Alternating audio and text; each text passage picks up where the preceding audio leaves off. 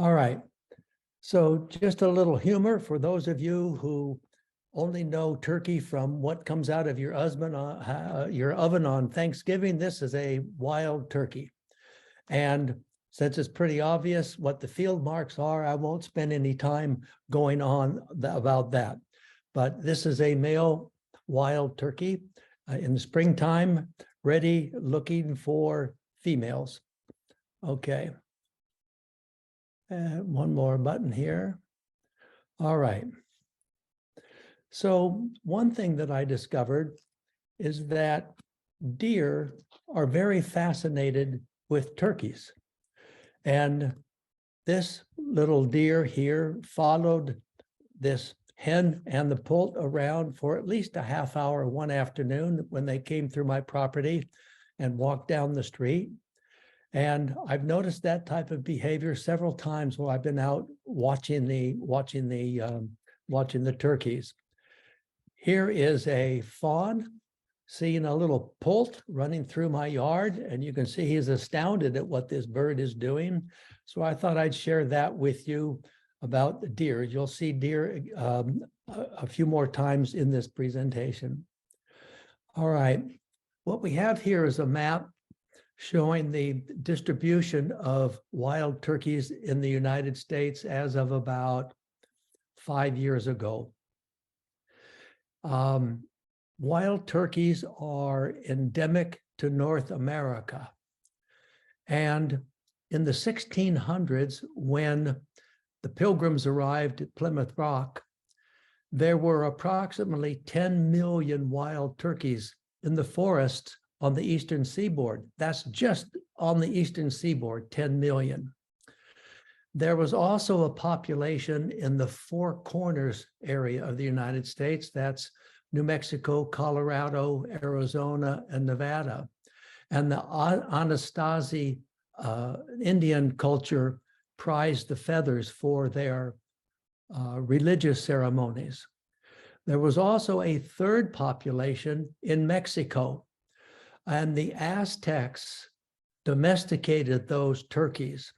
And they're important for us and our enjoyment of turkey and Thanksgiving, because in 1525, I think it was, the conquistadores brought Aztec domesticated turkeys back to Spain and introduced them to Europe. And in about 1540, those domestic turkeys were taken over to England, and the British fell in love with the turkeys and they called them turkey cocks. So from 10 million turkeys on the eastern seaboard in the 1600s, that population gradually went down and almost to the point of extinction. In 1900, 1915, it was estimated there were only 200,000 turkeys in all over North America.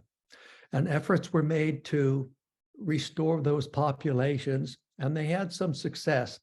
Then in 1973, there was an organization of hunters, the National Wild Turkey Federation, who set up a plan to do conservation of the birds and to introduce populations of turkeys all over the United States. And they've been very successful. And today we have a population of somewhere between 6 and 7 million turkeys throughout the United States.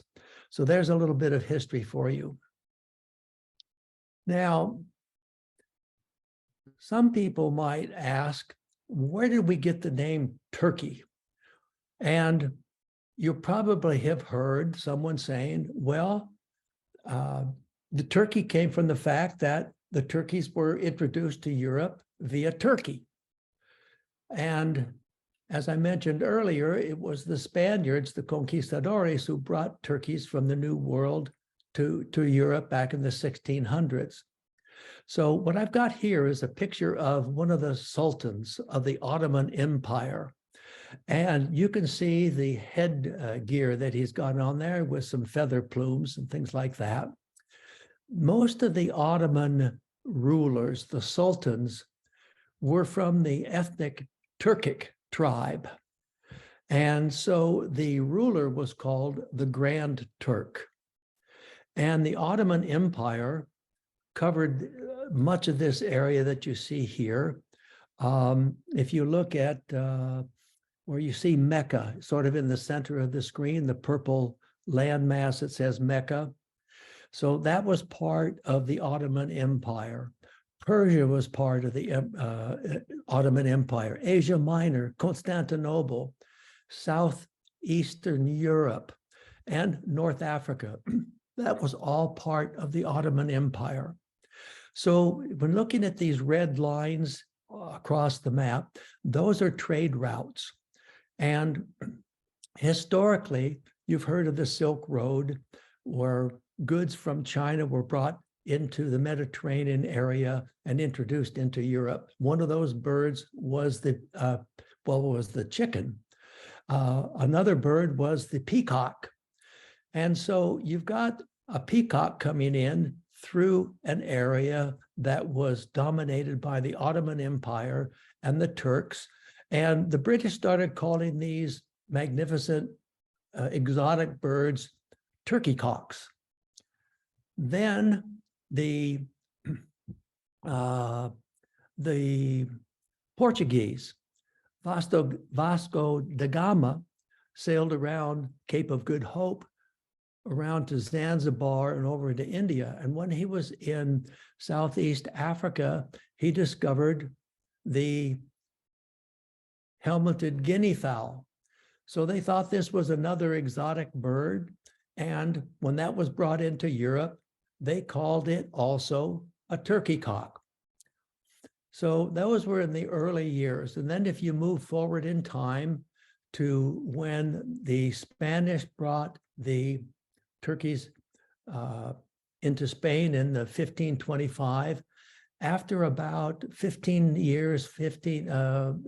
20 years, in around 1540, domesticated turkeys were taken from Spain and introduced into England, and they were an immediate hit. Think about this bird that roasted well and had lots of meat on it, and it was domesticated. So the domestication and populations of turkeys grew very, very rapidly throughout England, and the serving turkey at a gourmet dinner was a prized thing to do. The British called those turkey cocks also because it was an exotic bird, not because they thought it came from Turkey, but it was something related to the Ottoman Empire. Over time, because of the popularity of the wild turkey, it's now domesticated, the Meleagris gallopavo, it became so popular the British just stopped calling all the other birds turkey cocks, and they called our turkey a turkey. And that's how the name came to be turkey. All right, so we've got scientific names that were applied to these birds in the 18th century. And guinea fowl, the Numida meleagro, the Numida means North Africa, and meleagro means in Greek, guinea fowl. And our turkey, the wild turkey, was called Meleagris gallopavo, gallopavo meaning relating to chicken and peacock. So there you have a convolution of names and family histories. All right. I mentioned earlier that the Anastasi culture prized the turkey feathers and used them in their religious ceremonies.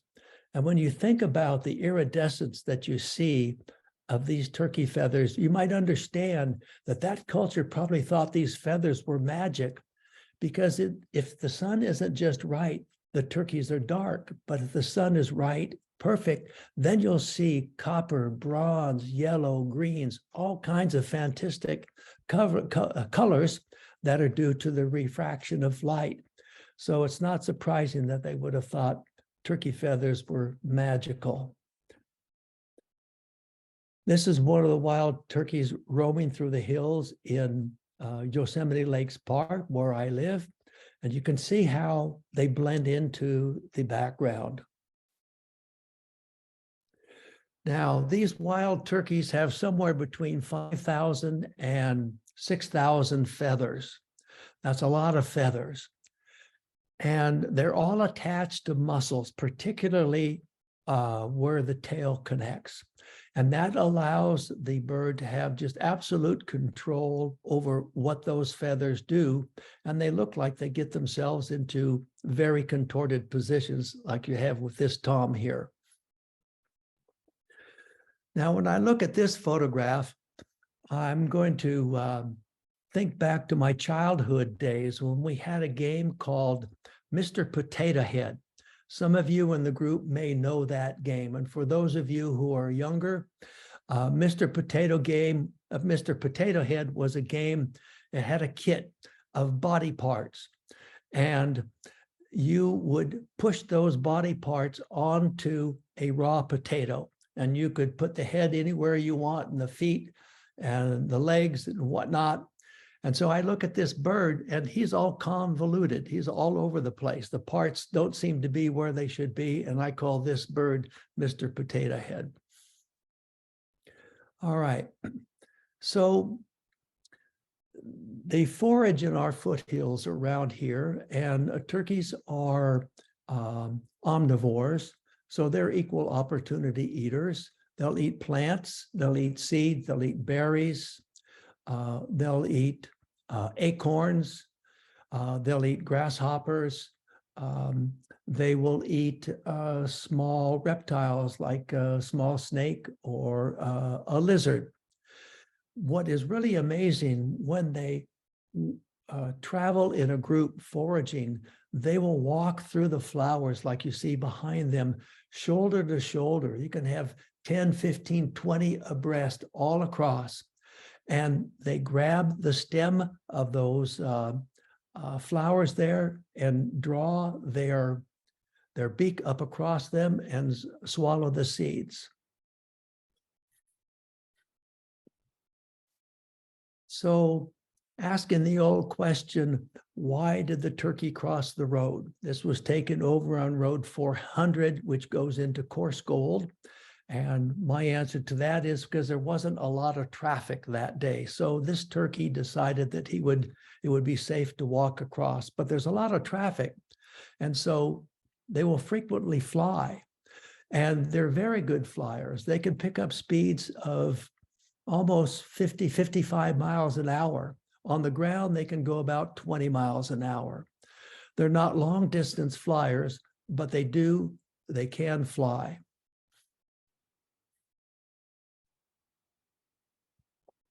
And because they can fly, they go up into the trees, and that's where they roost at night. When you have a clutch that hatch poults, they're not able to fly for about 2 weeks. So they're vulnerable at that time. But after 2 weeks, they have the ability to get up off the ground and into the trees. In the springtime, when there are large flocks together roosting at night, particularly when they are males, they gobble up a storm early in the morning, 4 in the morning, 3 in the morning, waiting for the sun to come up, and they hop out of the trees and they start looking for females. Like some birds on the ground, our quail, they like to take dust baths. And I'm amazed at how much dirt, or in this case, this is ash from a burn pile on my property, how much one of those wings can flick on top of their back so quickly.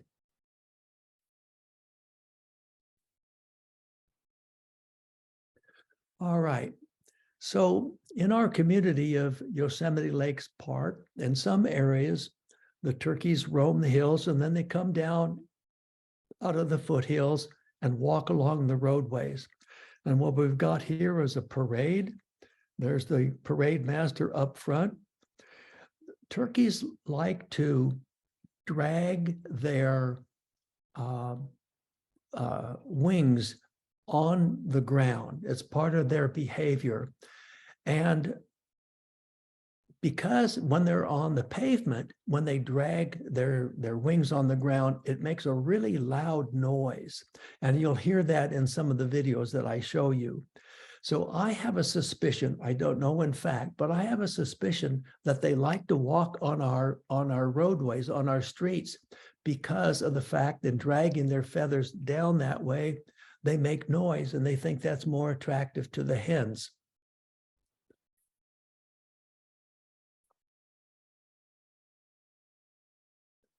All right, so we have leks that form, and here's a small group, and they will stand there motionless, and then suddenly they'll twist 45 or 60 degrees, and then they'll turn again, and they'll go right back, and they'll do the same thing over and over and over again. Their tail feathers are a very, very strong attractant to females. So they want to show off, what they've got. When they walk on the streets, they move very, very smoothly. And these turkeys are walking up a street. And I called them, they reminded me of Michael Jackson doing the moonwalk. They just move across smoothly, smoothly, smoothly. If you look up in the upper right-hand corner of the photograph, you will see a hen in the corner there, and she's looking at these toms. Likewise, in this picture, down in the lower left-hand corner, there's another female. You can see her head sticking out from beside the male turkey. So these males are walking along the street and the females are foraging in the grass. What amazes me, I've spent 4 or 5 hours just out there roaming around, following these turkeys, and never once during that time period have I seen the males eating anything. They are constantly on the lookout for a hen who wants to mate. So they strut and they gobble, and they do whatever it takes to get the attention of the females. And so here's an example of the strutting. And listen for the sound of the wings dragging on the street.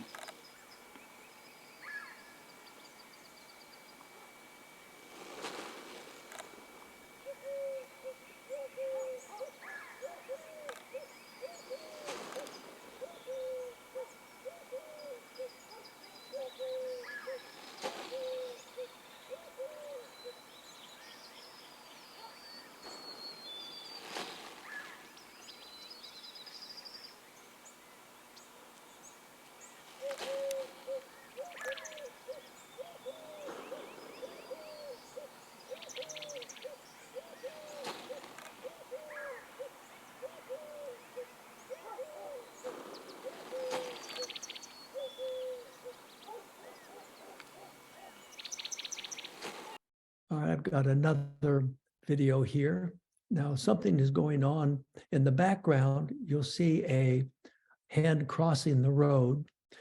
These 3 turkeys are going to be strutting, and then suddenly they see something coming up the road from in front of them, and they get all excited, and we'll see what happens there.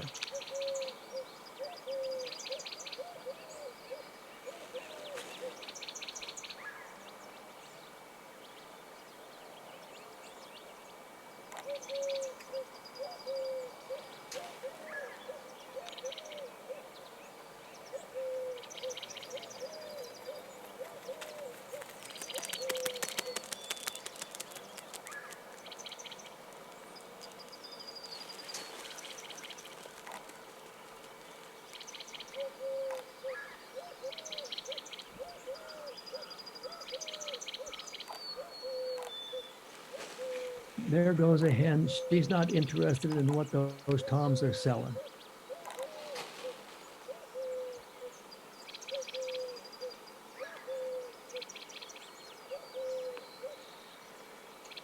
Okay, so I'm going to talk about gobbling. You all know about gobbling, and what is really fascinating is how they coordinate this. So these 3 turkeys were standing there, just standing upright, and suddenly one signals that is going to gobble, and they thrust their necks forward and they gobble. And they do that over and over and over again. If you can imagine 10, 15, 20 turkeys doing that over and over again, it's quite a humorous thing to watch. I read something that said it's milliseconds. When one turkey starts to thrust its neck forward, the others follow immediately. You can't tell that there's any lag between what they do. All right, so this turkey here, I think this was maybe a yearling. He's a young tom turkey. I say that because I spent about 45 minutes watching him, and he gobbled and gobbled and gobbled. There were no females anywhere around. He's in a forested area, but there is a deer in the grass in the lower left-hand corner. You'll see it in about 30 seconds. And this turkey is gobbling and gobbling. And I think, this is an example of hope springs eternal in the human breast or the turkey's breast. He thinks he's going to attract a mate, but he's just gobbling in the wind. So let's see what this sounds like.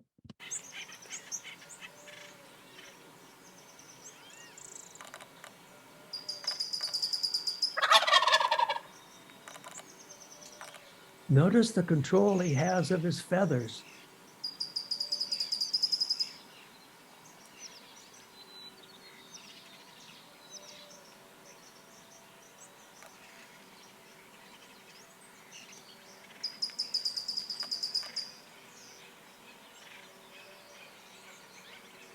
There's a deer in the lower left, ears wobbling. He's right in front of the deer.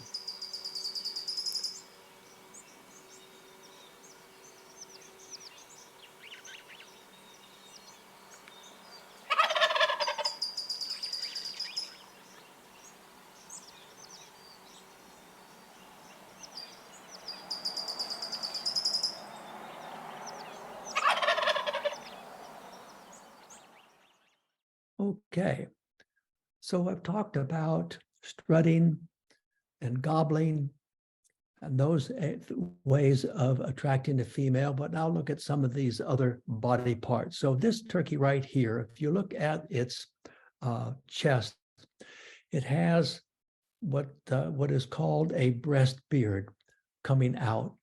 And it's very coarse filaments that grow. And the older that the turkey is, the longer and the thicker that breast is. And that's something that the females will look for. They want an older male. So if they have two turkeys together, one doesn't have a very full breast beard, and one that has a very full breast beard, that hen will probably select the latter. And this turkey right here has got the full package. He's got beautiful wing feathers. He's got beautiful tail feathers. He's got a big breast beard. He's the whole package. All right, so turkey faces. This is a face that only a turkey can love. So at the bottom of their neck, those big wart-like things that are red, those are called caruncles. And when the male is excited, they become engorged with blood. And that's something that the female is looking for because it's an indication of high testosterone. Underneath the chin, you've got a flap of skin called the wattle. And then on the top, at the base of the beak, you have a little erect piece of flesh there called the snood. And that gets bigger when it comes to mating season. Now, you can see the snood is not always erect. Sometimes it's flaccid. And I'll show you several pictures where you see that. But this is what a hen is looking for. Now, this turkey right here, I think this guy is really full of testosterone. He's got everything to offer a hen. Quite beautiful. All right, well, with all that testosterone flowing in the turkey's veins, there's got to be some altercations. And so male turkeys do fight. And when they do fight, they fight like this. They go and grab their opponent's mouth, or they'll grab their snood, and they'll shake their head around. It's quite impressive to see, and I have a video next to show you what that looks like.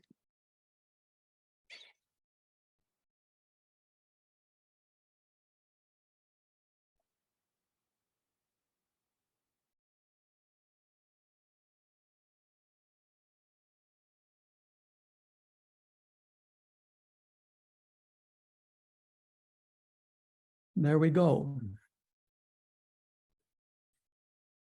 Well, after all that fighting, some comes to a point where a female has got to select a male, and that's what's happened here. In the background, you can see a male turkey copulating with a female.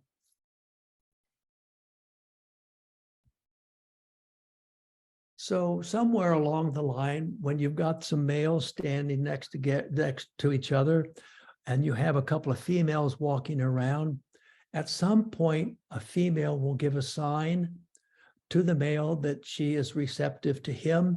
What that is, I don't know, because it's just a flash of a signal, and I've never seen it, but that's what happens.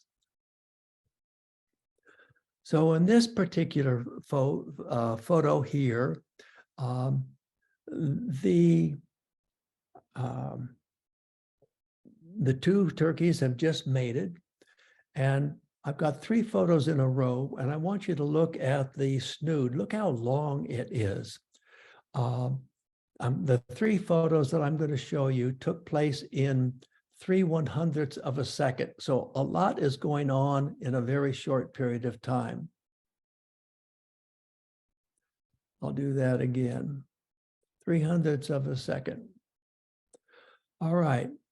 So this couple has mated. And once they've done that, and the male dismounts, they both may stand up and fluff their feathers a little bit. But in this particular case, it turns out there happens to be some other males around the area. And the dominant male here does not want that hen to mate with any other males. The hen, on the other hand, it's to her advantage that she is inseminated by more than one male turkey. That puts more assurance that she will have a good, solid clutch of chicks. But the male doesn't want to have that to happen, and he's not going to dismount here. And I have a video that shows you what that looks like.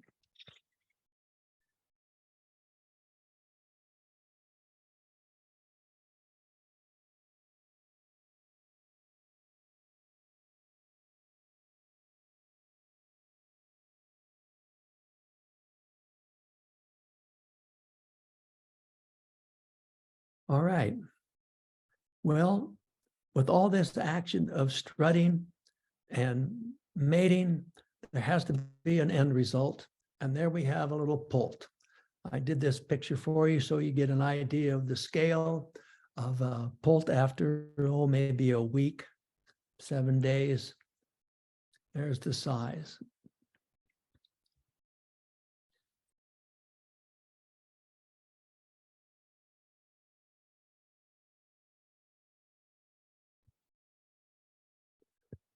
Okay, this turkey in the air is a smoke gray morph hen. I've known her for about 3 years. I first saw her 3 years ago. 2 years ago, we established a relationship, and she foraged in my property every day for several days. In the morning, she'd come down from the hills in the east. She'd walk through my property. She'd go looking for sunflower seeds that I'd tossed out. She'd continue on to the west. And then in the afternoon, she would return the opposite direction, going to the east. She would do that for several days in a row, and then I wouldn't see her for a few days. And then she'd return, but she'd be coming from the west in the morning, moving to the east, and then in the afternoon, she'd return going down back to the west, and she did that for quite a bit of time. I didn't see her for a few weeks, and this is Betty. I gave her a name. I called her Betty, but she would stand on my property and preen. And I didn't see her for a few weeks. Well, let me see, I'm ahead of myself.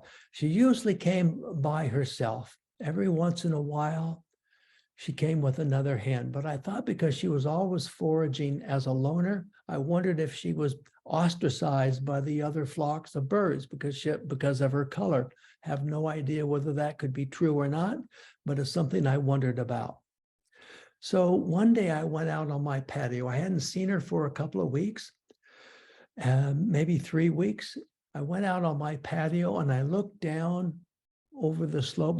My house is on a slight incline. I looked down into the valley below it to the seasonal stream that goes through my property.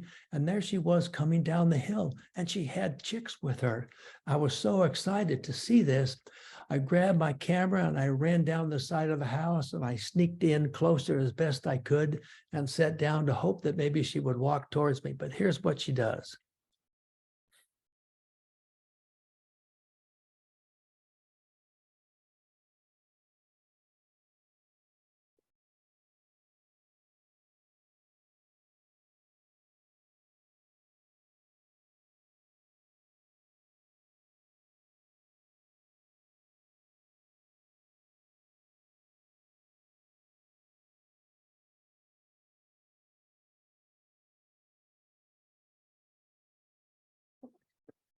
Okay. While she was walking around by this rock, I moved forward maybe another 10 feet. And she started to walk towards me. And as she comes closer to me, I say softly, "Hello, Betty." And she clucks. She knows I'm there. She is looking right at me.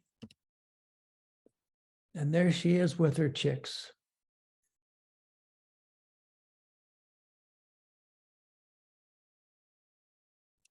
She came to about, I would say, 35, 40 feet from me, and she stopped. And then she made a right-hand turn. She didn't rush or go away fast. She just walked through the grass up towards my house. And I knew where she was going. She was going to go out into the front yard and take those chicks up there and see whether they could find some sunflower seeds. So I ran ahead the other side of the house to get in front of them, and I was able to grab this video here. She has 12 poults.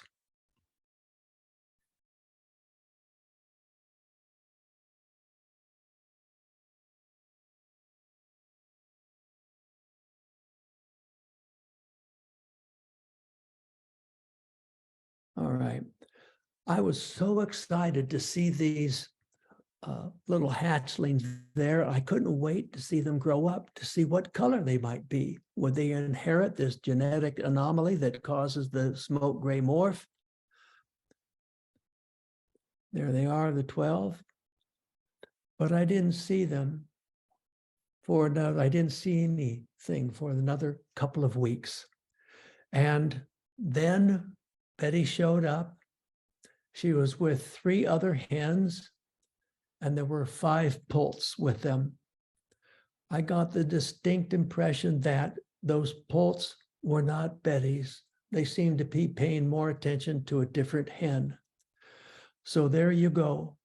Betty lost at least 7. If they were her poults, she lost at least 7, and maybe all of them. She disappeared for another week or so, and then she showed up, and she had no poults with her. She was by herself, so she lost her entire clutch. All right. This year, I had hoped that Betty would return and maybe have another clutch, but she never did. Oh, when she came back, she was with a group of 7 to 10 hens that came by almost every day, but apparently she didn't mate or she didn't have any chicks with her. But one day I opened up my garage door, and about 10 feet from the door, there was this tom turkey standing there. He was startled. I was startled. He had an egg in its mouth.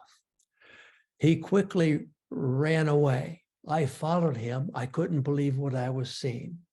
And I followed him across the street, but he moved pretty fast and got out of the way. I couldn't really see whether or not that was an egg, but I thought it was an egg. I didn't know for sure. The next morning, I was in my front yard, and a hen comes by, and she's carrying an egg, or what I thought was an egg. She saw me. I had my camera this time. She saw me, and she made some distance. She went down the same hill that Tom had done the other day, and she stopped. She dropped what she had in her mouth. She pecked at it. She picked it up. She dropped it down again, and then she walked away, nothing in her mouth. So after she left, I went down to where she had been. I looked all over the place. I saw no evidence of eggshells anywhere. I walked circles for a perimeter of around 30 feet, everywhere that she might have been. So I began doubting myself at what I saw. And I thought, okay, this thing in her mouth kind of looks like one of the mushrooms that are growing underneath the oak trees. It has that similar shape if you hold it at the right angle. And it has some little dapples of yellow that come from the fiddleneck flowers that were all around. So I began to doubt myself about turkeys robbing another turkey's nest. Until 2 days later, and here is this hen in the street in front, and undoubtedly, she's got an egg in her mouth. She drops it onto the ground. She picks it up. She drops it, pecks it, and she left the shells on the ground, which I picked up and took home and measured them. They're a little bit more than 2.5 inches wide. And so I said to myself, my gosh, these are egg bandits. There's a turkey nest somewhere. Where could it be? I haven't seen any activity like for a nest. I went around and knocked on a few doors of some of my neighbors to see if they had seen anything, but no one was home. And then the next day I was walking through my property. And if you look at this deer, the deer is looking at a hen in the grass. You see that dark form in the shadow. I had walked through the grass, maybe 4 feet from that hen. She happened to have her head up in the air, and that's how come I saw her. And I said, hello, and I kept walking, and I got to tell you, I was so excited. I've got a turkey nest on my property. I'm going to be able to watch this. I'm going to be able to see these poults hatching. I'm going to be able to document that. There she is in the grass. She was from my pad of my house. I had a good view of the area where she was. I had a fence also that I could stand behind, so I had some cover, and I could watch her without being too obtrusive. There she is in the grass. And here's another picture of her in the grass. I have no idea where she is. She's in there, probably close to center, but that's how much coverage she has. Well, I remembered that my wife had an infrared camera that she had recently purchased. So I wanted to know what was going on at nighttime. And so I set that camera up in proximity of the nest, set it up. It was going to be a full moon that night. And I was really excited because I knew there would be lots of illumination and I could see what happened. The next morning, when I went out to look, I saw this turkey standing on the roadway. She was in the middle of the road, and she was walking in circles. She walked across the street. She came back. She walked down towards the nest area, turned around, came back up to the street. She seemed really frazzled. She seemed out of sorts. There was something really, really bad that happened during the night. I got the camera. She walked across the street and went up up onto another property. So I rushed down and grabbed the camera. And this is what I discovered. During the course of several hours during the night, there was wave after wave of attacks by coyotes and raccoons. And here's a coyote,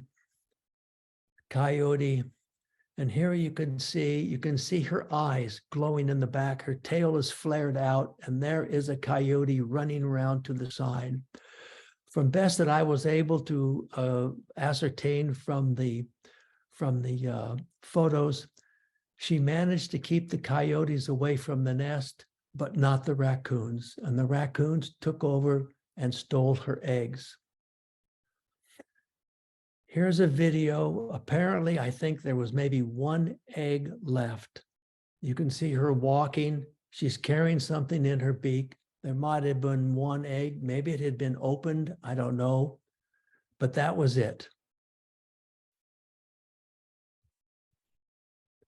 So as I said, I saw her standing in the middle of the road. And I took some videos of her. She's really distraught. And after all those attacks in the middle of the night, it doesn't end. And here she is. And watch what happens.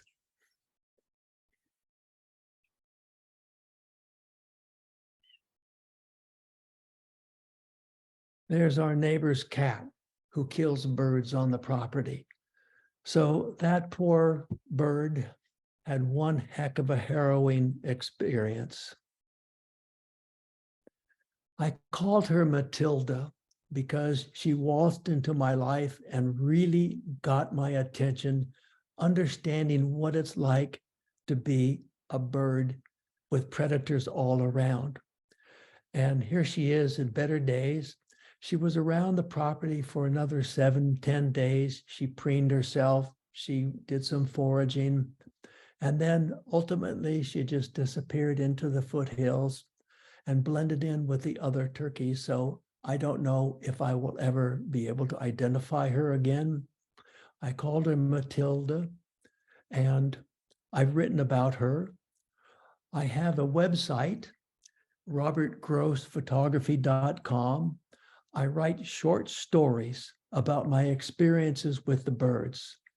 And I have about 25 or 30 stories that I've written over the course of the past 3 years about the birds in the oak woodlands of Central California.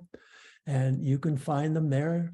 I invite you to go onto my website and read some of those stories. There's no advertisements. So you just see the photographs and the story. Judy Haber, I don't know if she's present tonight, but she's a subscriber to my blog. And you can contact me at robertgross1@gmail.com and subscribe if you like. I'd be happy to have you join. And that concludes my presentation tonight. So I will open this up to questions. Let me see, I need to stop the share. All right. Well, thank you so much, Robert. So I'm sure most of you on here probably know how this goes. There's a lot of you've probably been joined us on previous Zoom general meetings. But if you have any questions, please go ahead and drop them in the chat box. We do have 2 comments that actually easily lend themselves to being questions. Judy says, as God is my witness, I thought turkeys could fly. So Robert, I'll let you elaborate on that and then we'll move on to the next comment. And so the question about flying. Yeah, well, it's a comment, but it lends itself to, I mean, it's something that you can easily elaborate on. So. Yeah, well, as I said, they can fly for short distances and they can get up to speeds of around 50 miles an hour. Okay. Interesting. All right. So the next, actually, it's a comment, not a question. Let's see. Karen White says, I have read that females can also have a beard. So Robert, I'll let you elaborate on that. They may at times grow a beard. It will not be as extensive as the males. Okay. Interesting. Good to know. And then we have a comment or a compliment rather. Wanda says, thank you for such a wonderful presentation. Karen White says, wonderful presentation, Robert. I live in Coarsegold and also have many turkeys on my property. Have you encountered aggression in males during breeding season? Yes. And so I have not had aggression against me, but there's aggression between the males, as you saw in the video. But I've read about, yes, during breeding season, they could be very aggressive, but the males that have come through my property, I keep my distance. I sit down on the ground and I let them come towards me. I've never had any problems or difficulties. And for the person who just asked that question, if you've got turkeys who come by regularly and you'd like me to come by and try to get some photographs there, I'd be happy to come up and see what you have going on your property come February or March. Okay. Well, thank you, Robert. So we got another comment here. Judy says, very interesting presentation and lovely videos. Thank you so much for sharing. And that's about all we have in the chat box for the moment. But typically, here we got another one. Wonderful pictures and present. This is from John C. Wonderful pictures and presentation. Former turkey farmer. Hens in the spring were always attracted to our Tom barn. And then Susan Joy says, I have had male turkeys knocking on the glass window of my cabin. So very fun. That would be fun. Have you ever experienced anything like that, Robert? And any of them actually approaching your house and Well, um, I had uh, a lek on my patio. I oh, had two or three males and 7 or 8 females just on my patio. And they were walking around strutting their stuff. The females were just not paying them much attention. And I opened up my sliding glass door from my living room and sat down on the ground and took some videos from 15 feet away. oh wow. Okay. That's Yeah. exciting. I So think sometime during that period, I think one of them came and approached the glass and pecked on the glass. I think I vaguely remember that happening. oh wow. Okay. So Susan added to her last comment so that she was able to get right up to the window on the inside of the cabin. She said that she thinks they liked looking at themselves. Got Yes. some narcissistic turkeys over here. All right, so I'm not seeing any other questions or comments at the moment. So if anyone has any additional questions or any comments, go ahead and throw those in the chat box now. Or Genevieve or Jenny, her question is sunflower seeds with or without shells? Black oil sunflower seeds, just out of the bag with the shell. Okay. Yeah, they just gobble them up as fast as you can toss them out. They'll gobble them up. Okay. Awesome. Well, that's helpful information. All right. Oh, So I'm by the way, here's a little bit of trivia. So if they spend any time on their property, they're going to poop. All right. And if you find J-shaped poop, that's a male.